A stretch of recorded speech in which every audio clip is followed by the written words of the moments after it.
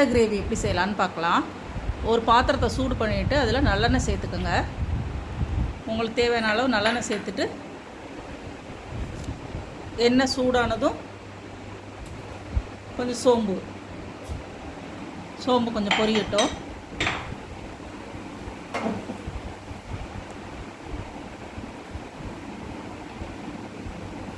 ரெண்டு பெரிய வெங்காயத்தை நீல சைஸில் கட் பண்ணி வச்சுருக்கேன். அது 2 பெரிய வெங்காயம் சேர்த்துக்கோங்க. அது கொஞ்சம் நல்லா வதங்கட்டும்.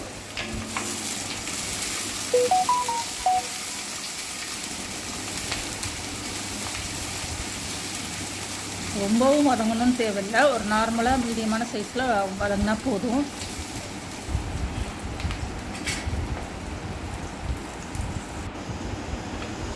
இப்போ வெங்காயம் வதங்கிருச்சு. இதுக்கு 2 பச்சை மிளகா கீரி போட்டுருங்க. 2 தக்காளி சின்ன சின்னதாக வெட்டி அதையும் சேர்த்துருங்க.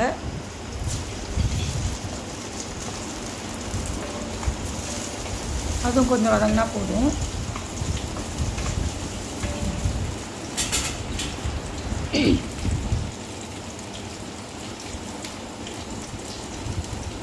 கொஞ்சம் கொத்தமல்லி புதினா சேர்த்துக்குங்க.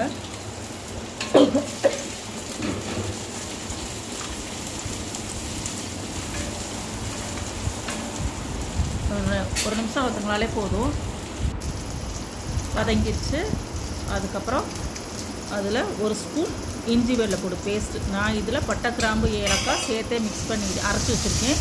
நீங்கள் நான் வெறும் இஞ்சி வெள்ளைப்பூடு மட்டும் அரைச்சி வச்சுருந்தீங்கன்னா அது 1 ஸ்பூன் சேர்த்துட்டு கொஞ்சோன்னு ஒரு 1/4 டீஸ்பூன் கரம் மசாலா சேர்த்துக்கோங்க.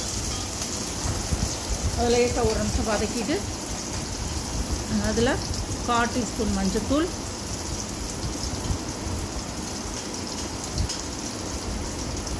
1/2 ஸ்பூன் மிளகாத்தூள்,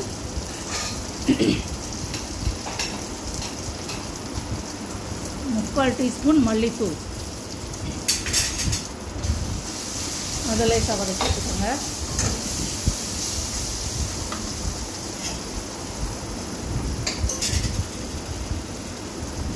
அதில் லேசாக வதங்கினோன்னே உங்களுக்கு தேவையான அளவு உப்பு சேர்த்துக்கோங்க.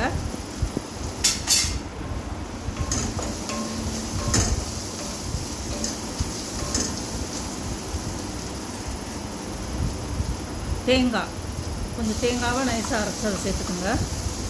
அதில் கசகசா, முந்திரி பருப்பு எதுனாலும் போட்டுக்கலாம். நான் கசகசா சேர்த்துருக்கேன். அது கொஞ்சம் லேசாக வதக்கிட்டு கொஞ்சம் லேசாக பச்சை வாடை லேசாக போனதுக்கப்புறம் தண்ணி சேர்த்துக்கலாம்.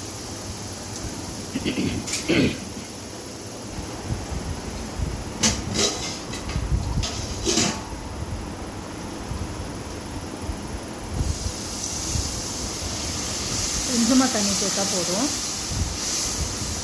அப்போ தான் நம்மளுக்கு கிரேவியாக வரும்.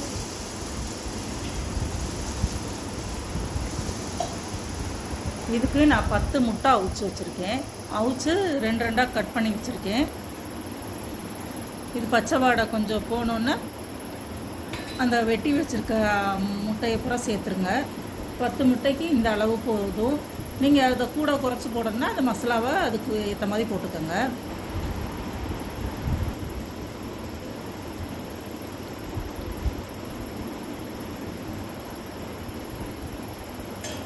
இது லேசாக ஒரு 2-3 நிமிஷம் கொதிச்சா போதும்.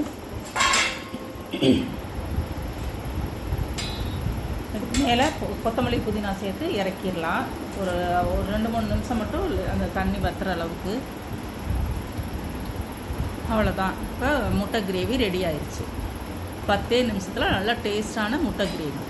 இதை சப்பாத்திக்கு வச்சு சாப்பிட்லாம், தோசைக்கு, இட்லிக்கு வச்சு சாப்பிட்டுக்கலாம். நீங்கள் சாதத்துக்குமே தொட்டு சாப்பிட்டு